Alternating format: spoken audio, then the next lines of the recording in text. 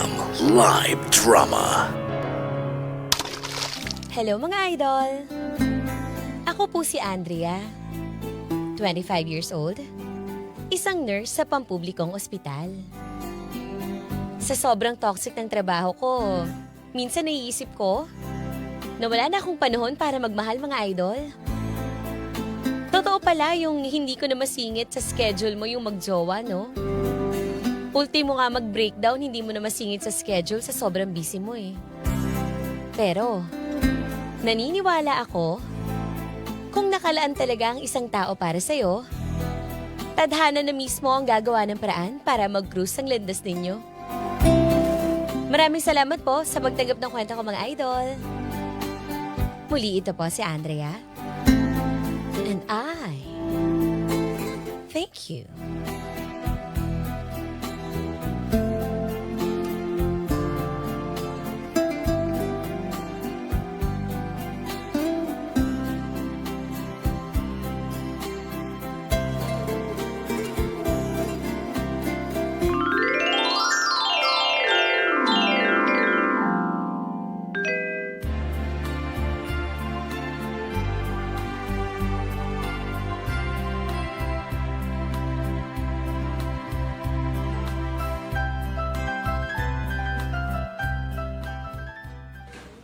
Ay, naku.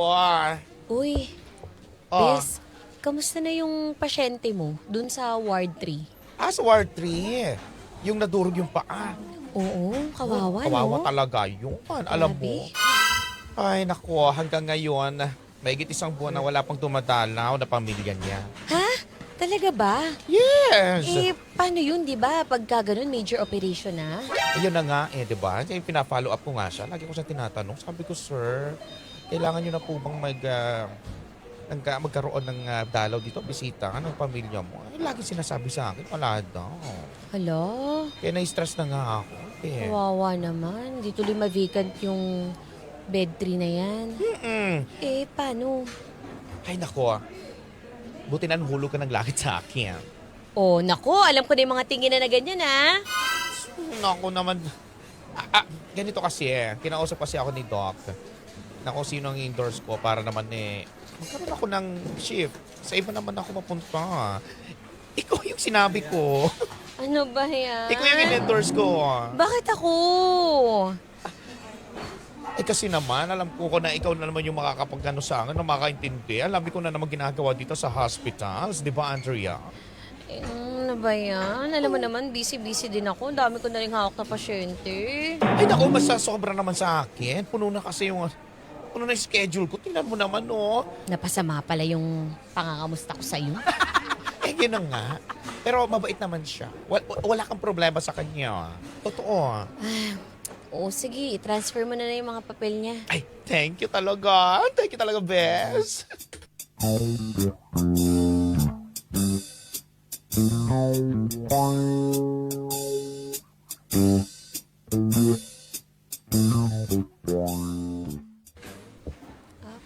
Okay. Okay na to. Miss, Gising na po pala kayo, sir. si Nurse Esmeralda po. Oo nga pala. Hindi pa pala niya nabanggit sa'yo, no? Sa akin kanya na in-endorse. Ako na yung mag-aalaga sa'yo, tsaka magbabantay dito. Ganun ba? Opo. Salamat Salamat sa inyo. Hindi niyo ako pinapabayaan dito sa hospital. Oo nga pala, sir. Wala po ba kayo talagang makokontak na kapamilya ninyo? Ang tagal niyo na ho dito eh. Dapat ho sa inyo, na-operahan na. Totoo lang talaga. Wala talaga mag-aasikaso sa akin dito sa hospital. Hala. Sir, ayos lang ho ba kayo? Sa totoo lang. Buti pa kayo. Inahalagaan ako. Iyang-iya na nga ako. Hindi ko alam kung paano ako makakabahay dito sa hospital. Hindi ko alam kung lalabas pa ba ako dito. Nako. Sir, actually, pwede namang may magawang paraan. Pero kailangan lang talaga magantay pa kasi kami kung may pupunta po sa inyong kapamilya eh. Talaga ba? Salamat, Nurse Andrea. Tama ba? Opo, Nurse Andrea. Huwag mo na ako upuin. Nakakaya naman. Salamat talaga. Huwag po kayo mag-alala. Di bale, simula araw na to, susubukan kong matulungan kayo. Lalong-lalo na kung wala po kayong kapamilya dito. Saan ho ba kayo nakaprobinsya? Malayo. Malayo pa yung probinsya ko. Galing pa ako ng Mindanao. Ganun ba? O sige ho. Paano ba kayo na-aksidente? Matanong ko lang. Sa pinagtatrabahoan ko. Nadaganan kasi ako ng mga semento nung dinidiskarga sa truck. Kaya tingnan mo, hindi ko magalaw itong pako. Sige ho, di bale. Antayin nyo na lang ho Hindi ko kasi alam kung gaano pa katagal na maasikaso yung mga papel ninyo eh. Para naman sa ganun, maoperahan na kayo ni Doc. Salamat, nurse. Salamat, nurse.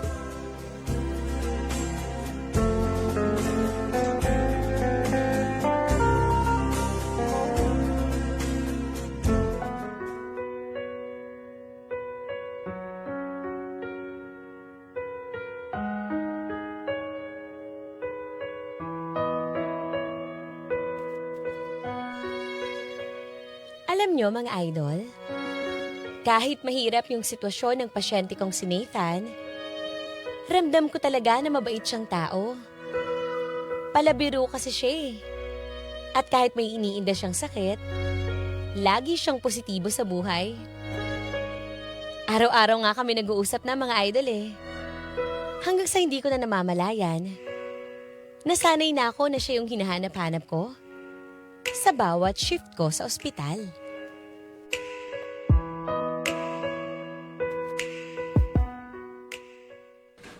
Hi, Nathan! Hi, Nurse Andrea. Ito pala, oh. Dinalhan na kita ng paborito mong takoyaki. Ha?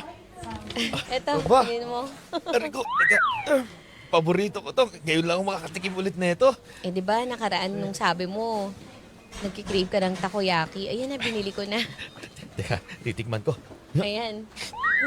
Ang sarap. Uy, dahan-dahan. Mainit. Di mo sinabi, Bagong mainit pa ito. luto kasi yan eh. Diyan kayo binili sa labas. Sarap. Salamat talaga ha. Alam mo, Andrea. Nurse Andrea. Ano ka ba? Ito naman para hindi pa tayo nagkakachat lagi. Andrea na lang. Nahiya pa rin ako sa iyo eh. Pero alam mo, pag ako nakalabas dito sa ospital na to Oo. at makapagtrabaho muli ako, ang una kong gagawin, papakasalan talaga kita. Pakasal agad. Ops, baka may magalit. Baka magalit yung boyfriend mo. Alam mo namang wala akong boyfriend, di ba? Talaga, gusto mo lang paulit-ulitin eh. Alam ko kasi, na isang tulad mo, dapat nire-respeto.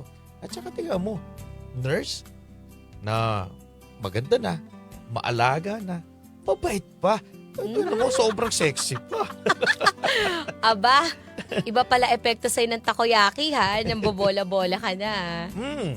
Alam mo, hindi lang takoyaki yung ililibre ko sa'yo kasi pag nakalabas ako dito, i-date tayo. I-date kita. Sa lahat ng gusto mong puntahan, gagawa ko ng paraan para maibigay sa'yo yun. Talaga? Oo. Eh, kailangan mo pa magpagaling kasi paano mo ako bubuhatin yan? Alalayan kita. May saklay naman siguro ako, wheelchair. Pero hindi. Ito lang ang kailangan gawin. Kakayanin ko lahat na maging galing at gumaling itong paa ko. Kasi gusto kong makasama ka. Sagad-sagad ka sa pambobola ha. Pero matanong ko lang, baka mamaya may asawa ka na pala sa labas ha, o girlfriend ha. Ako, yan ang hindi totoo. Kaya, Habang nandito ako sa... tignan mo, nabubulol-bulol ka. Habang nandito ako sa Pag hospital. nabubulol, nagsisinungaling Habang nasa hospital ako, ikaw yung makakasama ko. Ha? Ay, teka, subuan muna kita ng Uy, ano ka ba? Baka eh, makita ka di ibang pasyente. wala, subuan na muna kita. Ayoko. Sige na. Sige na. Yan. Init! Sinundan ko ang kotseng sina.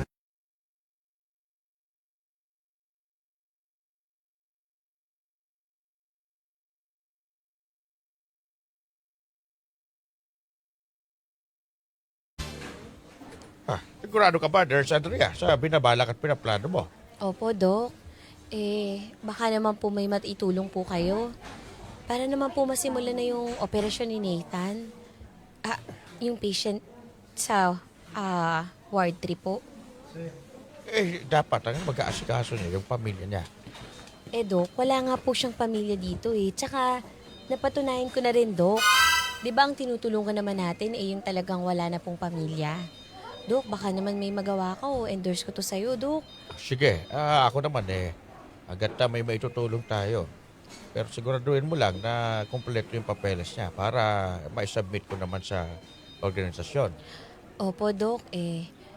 Sa totoo nga lang, di ko alam kung paano ko anuhin yun pero siguro ako na lang din mag-aasikaso, Dok.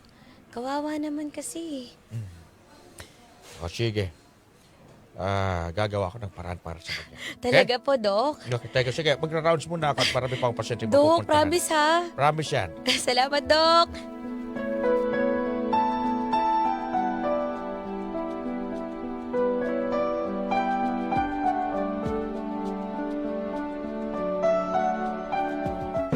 Sigurado ka ba, Andrea? Pumayag si Doc?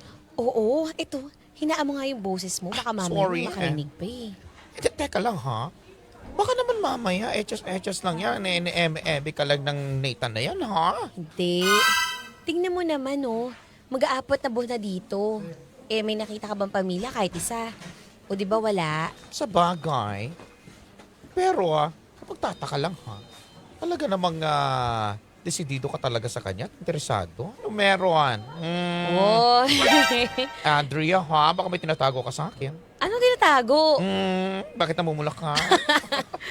Alam mo kasi, mabait siya Tsaka, kawawa naman, di ba? Saka feeling ko, ang dami niya pang pwede gawin sa buhay Pag nagamot yun, lalakas yun. Mabait siya, positibo siya sa buhay. Di ba? Naku, nababasa ko sa mga mata mo. In love ba mo ang friendship Oy! ko? Tsaka, ano naman kung may love ako sa kanya? Di ba? O single naman daw siya. Wala naman daw siyang pamilya. Sa bagay. O siya, sige. Eto, good luck and congrats pala ha dahil pumayag si Doc para ma-endorse niya. Uy, tulungan mo na lang din ako, ha? Oh sure, why not? Walang problema doon. Salamat talaga.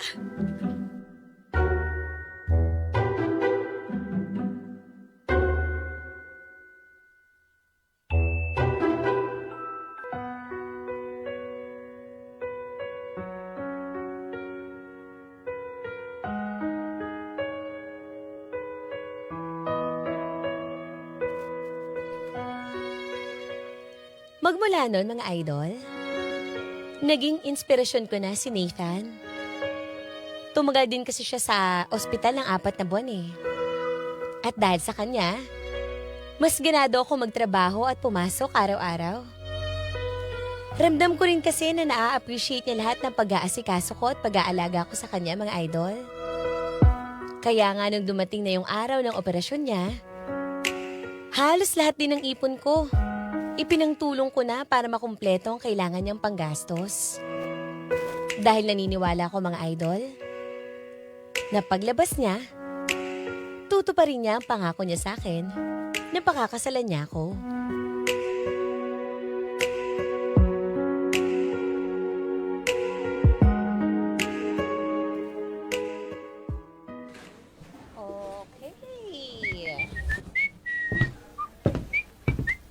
Good morning! Ay, good morning, nurse! Ay! Good morning, nurse! Ang ginagawa mo dito, Buboy? Eto, nililinis ko na itong Ward 3. Ba't mo nililinis to? Siya na yung patient dito. Ha? Na-discharge na siguro eh. Wala na eh. Inutusan na lang ako ng housekeeping eh. Kailangan na linisin dito. Discharge? Oh, Paanong discharge? Ikagagaling lang nun sa major operation na, hindi pwedeng i-discharge yun. eh. Saka bakit hindi ko alam? Hindi ko rin alam eh. Naglilinis lamang ho ako dito. At saka pinalinis lang sa akin, pinatanggal naman yung basura. Tsaka Eh di iba ba pa. ako na yung nandun sa contact niya? Nako, siguro i-report mo natin. Eh, hindi ko rin talaga alam eh, nurse eh. Hindi mo ba nakita na lumabas yung patient? Wala na po, nakalabas na ho nang nandito ako eh. Wala nang tao dito sa Ward 3. Ano ba yan? Sino yung kumausap sa'yo? Si Doc. Dali nga lang.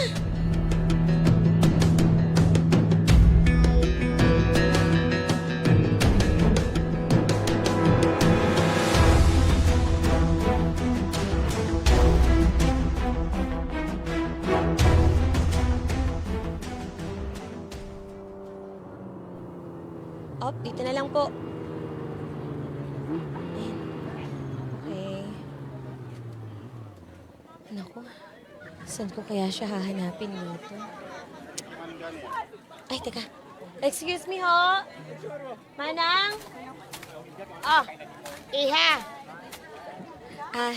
Manang, magtatanong lang po ako. Kilala niyo ho ba itong nasa picture? Eto ho kasi yung nasabing lugar ng bahay niya eh. patingin nga. Sandali, ano ba? Labo ng mata. Eto. Etong lalaki na ito, dito yan nakatira. Dito sa eskinita na to, sa pangalawa eskinita. Diretso biya sa looban dyan. Tapos sa pinakadulo niyan, kaliwa ka. Tapos yung bungad doon, may makikita ka na kulay red na gate. Yun ang bahay nila. Doon ka na lang, hakato ka na lang. Naku, salamat ho, Manang. Pabalik-balik na ho kasi ako, hindi ko mahanap yung bahay eh. Siya, sige. Makikita mo agad sa loob na eskinita, ha? Mag-ingat ka, iha. Salamat ho.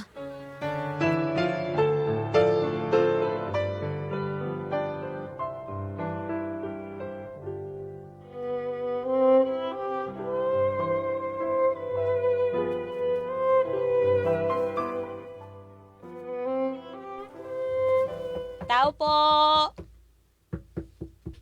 Tao po! Tao po! Nathan? Sino? Nathan! Diyos ko! Andrea? Ano, kamusta ka na? Halos isang buwan ako naghanap sa'yo ah. Mabuti na lang nakita na kita. Diyos ko. Kamusta ka na? Buti na lang mukha kang walang sakit. Saka, nakakatayo ka na rin. Ano nangyari? Bakit umalis ka? Ba't di mo lang ako kinukontak? Ang tagal kitang hinahanap eh. Paano mo natuntun yung address ko? Inaalala ko kasi nung sa sinabi mo, di ba? Doon? Anak, diyan ka lang muna sa loob, anak. Papa, sino po siya? Papa? Hello po. Nathan? Anak mo? Oo. Anak po ako ni Papa. Si Mama po, lumabas po siya. Nagpunta po siya sa palengke. Jennifer, pumasok muna sa bahay, ha? Papa, sino po siya? Wala, kakilala ko lang. Kaibigan ko. Dali na. Sige po, Papa. Andrea.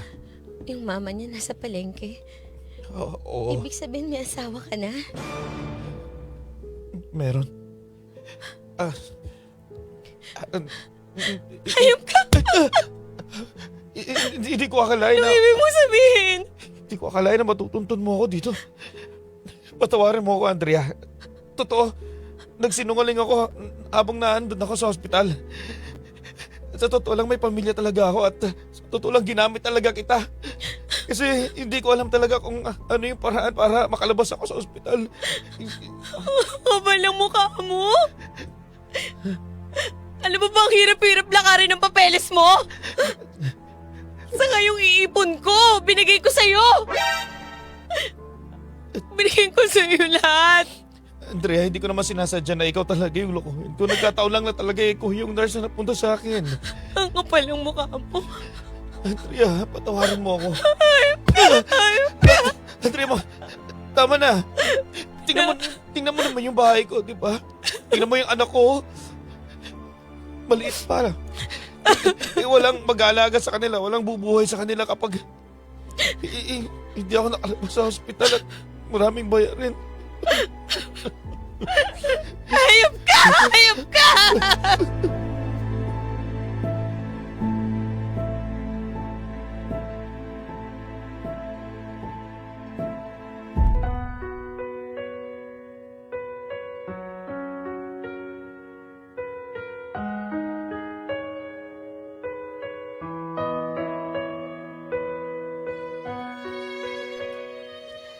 Alam nyo, mga idol, doon ko lang naramdaman ang pinakamasakit na klase ng pagtataksil sa buong buhay ko.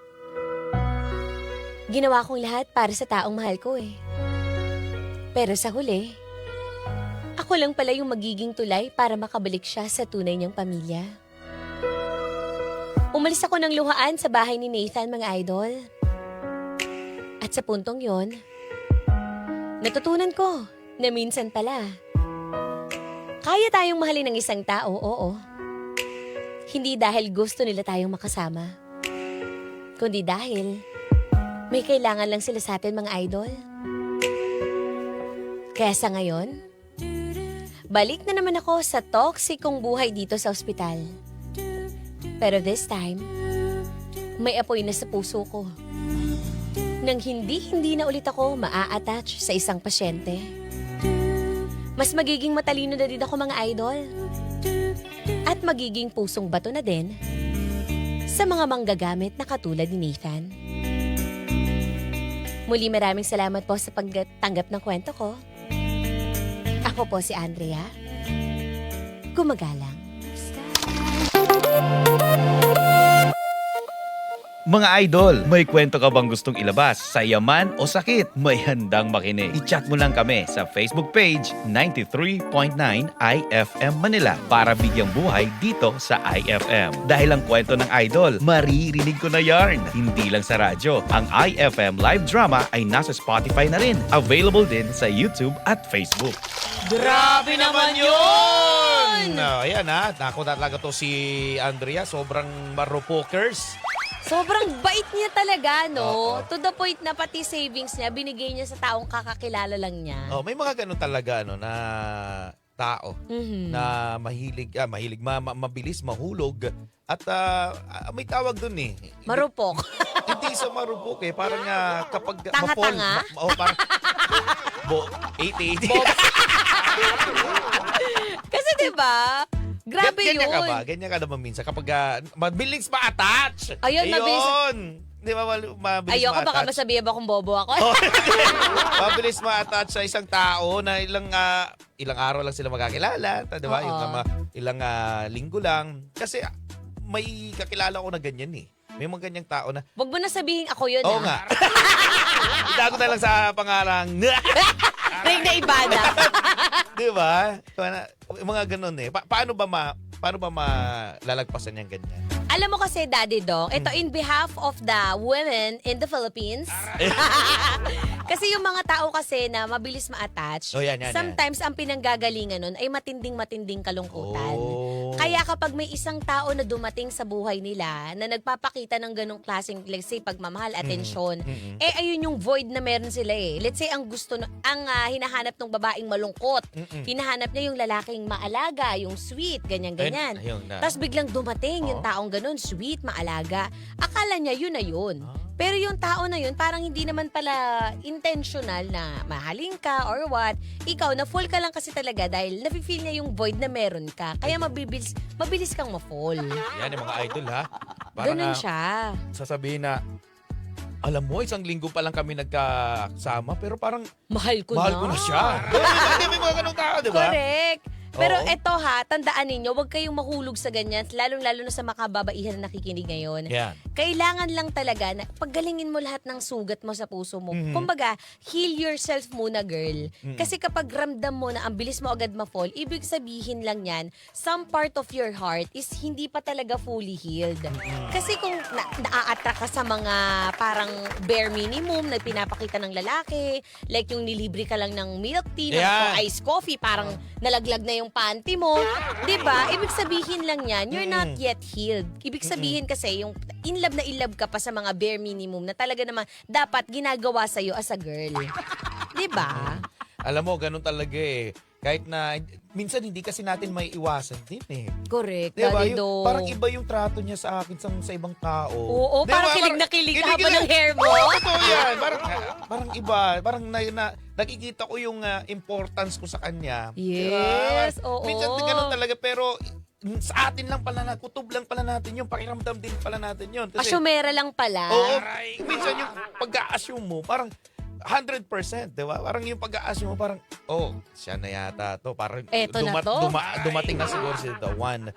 So, yun. Tama yun si Reyna, iba. Tama yung sinabi niya na i-observe mo muna yung sarili mo kung totally healed ka na ba. Talagang itong nararamdaman mo dahil nga uhaw ka lang sa atensyon, uhaw ka lang sa pagmamahal. Kailangan muna ng boundary or sabihin distance muna. Pag-aralan mo muna. Sabi nga, test mo muna yung water. Tama yan, test the water! Test the water! Tama yan. At Yeah. para naman sa'yo, Nathan, isa kang malaking scammer. Oh, next ka Diba? to. Scammer ka talaga. Totoo. Tama talaga yung title natin na isahan talaga siya ni Nathan. Yeah, naisahan. Oy, Diba? Huwag niyong tutularan si Nathan. Correct. Maging honest kayo, Sa ha? lahat po ng mga Nathan sa mundo, maging abo ka na. Ayan. At syempre, live pwede niyo pong stream sa Spotify ang IFM Live Drama. Hanapin niyo lang sa Spotify, IFM Live Drama. Ate! Anong FM station ang pinapakinggan mo? IFM! Ano ulit?